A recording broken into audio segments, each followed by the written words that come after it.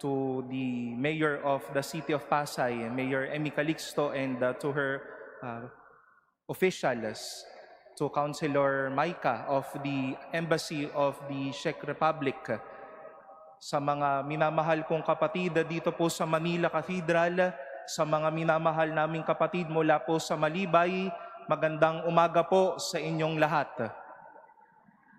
Tayo po ay nagpapasalamat sa Diyos sa pagtitipon sa atin ngayong umagang ito. And this Mass, we are also honored and blessed to be with and to be blessed by the presence of the San Juan Nepomuceno Parish from Malibay, Pasay. Sila po yung mga nakapulang nasa paligid ninyo. Palakpakan po natin sila. Maligayang pagdating po sa Manila Cathedral. They brought with us the original image of San Juan Nepomuceno, their parish's patron saint, as they mark the first day of their Lakbay San Juan, and also part of their 60th anniversary as a parish community. And together with you, the Mother Church, kami po ay nakikiisa po sa pasimula ng lakbaying ito, and we pray that the devotion to San Juan Nepomuceno may truly grow, and may he be an inspiration for the rest of us. And also, more than celebrating the third Sunday in ordinary time, the last or the fourth Sunday of January is dedicated by our late Holy Father, Pope Francis, as the Sunday of the Word of God, giving importance once more to the Word of God preached in the liturgy, the Word of God seen and preached in daily life as a pattern and as a beautiful model for daily life. Sa salita pong Tagalog o Pilipino, ginagamit po natin yung salitang maliwanagan sa dalawang bagay. Ang isang obvious po na kahulugan kapag sinabing ako ay naliwanagan ay, kunyari ho, tayong lahat na naririto ngayon, naliwanagan ho tayo ng araw kanina, naliwanagan tayo ng mga ilaw ng katedral, naliwanagan tayo ng mga ilaw ng bahay na iyon. Para makakita tayo, we can go to our direction, we can go to our goal. We need light so that we can see the beauty of each other, the presence of each other as of this moment.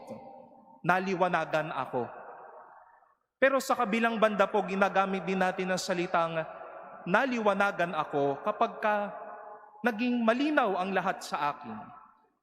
Kapag natapos ang pagtatalakayan, ang pag-uusap, masasabi natin, naliwanagan na ako sa problema.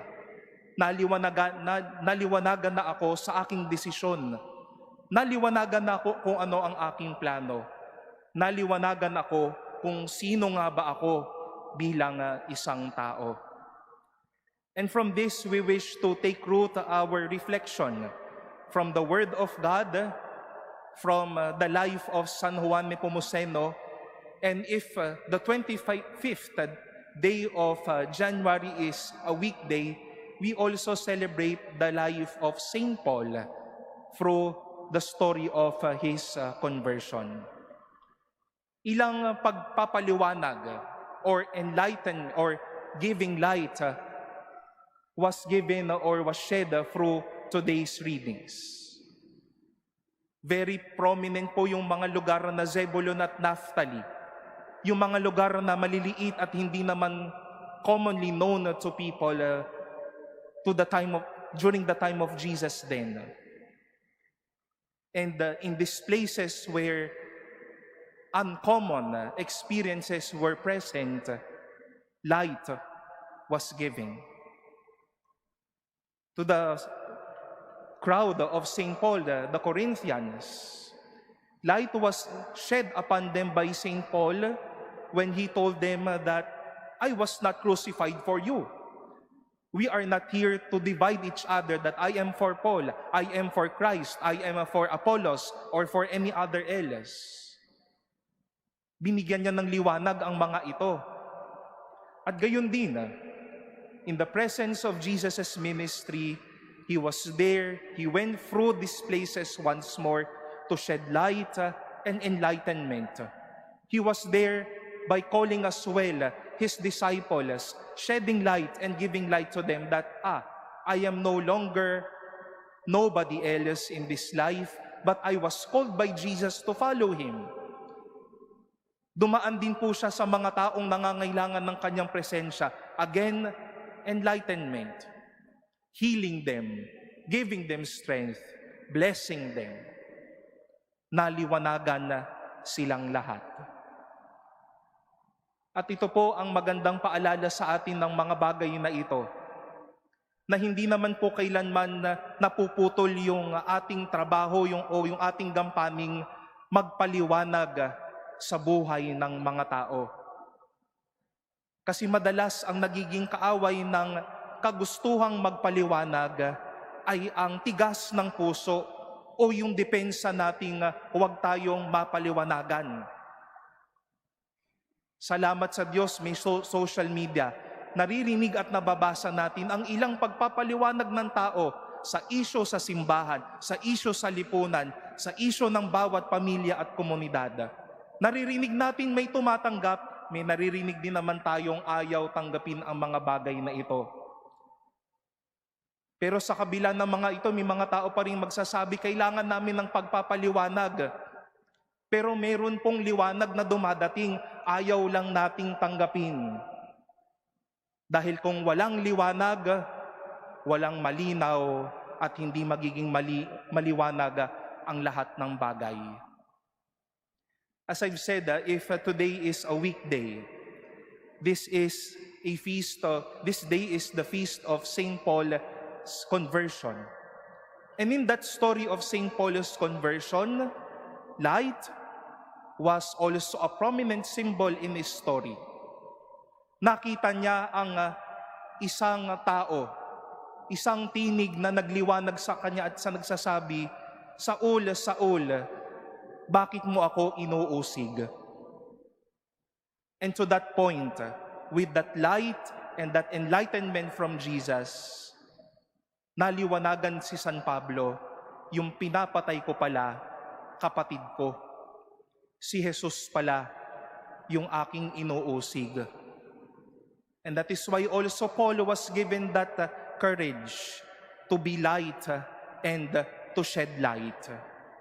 He was light to the Gentiles, to the Romans, to the Corinthians, to the many people he preached. So that light was given to them and enlightenment in life is given once more in their hearts. Today we are honored, as I've said, with the presence of San Juan Nepomuceno. Pinag-aralan ko po, no, batang Pasay po ako, pero hindi ko po kilala si San Juan Nepomuceno. Ang alam ko lang po, martir siya. Kaya po nakapulay ang mga taga-Malibay. No? Handa rin po silang magpakamartir sa kanilang buhay. Pero naantig po ako sa isang icon or sa isang symbol when it pertains to San Juan Nepomuceno. Once more, the gift of light. The gift of the star. Dahil daw po noong inusig si San Juan Nepomuceno dahil nga kinakalaban o tinatanong siya ni Haring Wenceslaus, ano ba yung kinumpisal ng aking asawa? Sabihin mo na. Dahil madami ding tsumichismis kay Haring Wenceslaus, nako, yung asawa mo, madaming nagkakagusto dyan.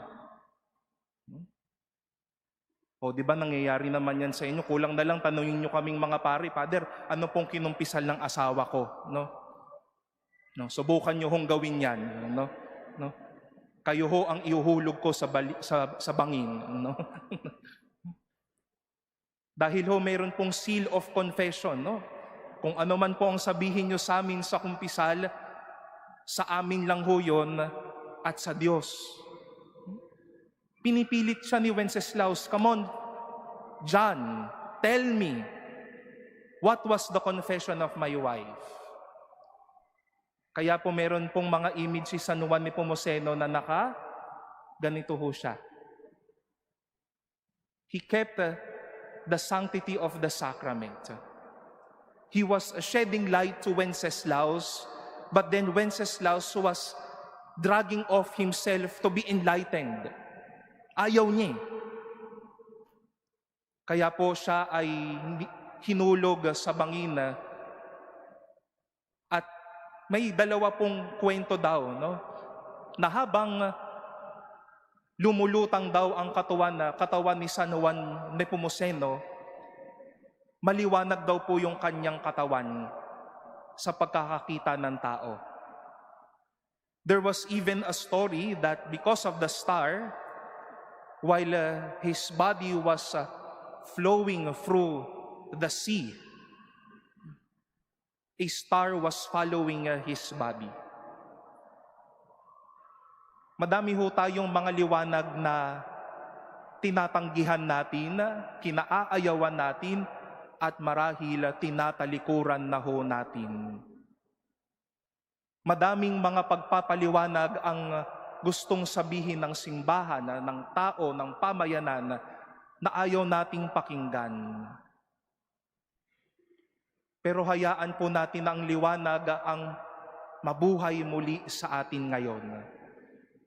Dahil kung walang ilaw, walang magiging malinaw at maliwanag sa buhay na ito.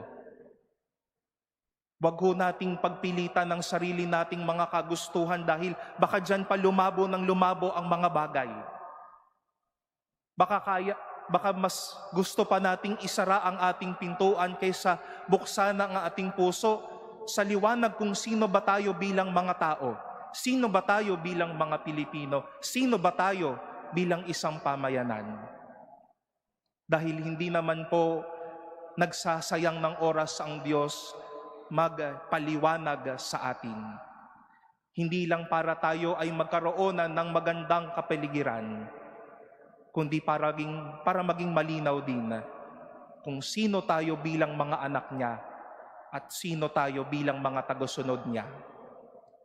The light will be shining always, and its goal is not only to lead you to goals, to destinations, and to places, but to the beautiful reminder that God has been calling or is calling you to a higher place of reverence, to your dignity as His child, and to His love that is always there for all of us.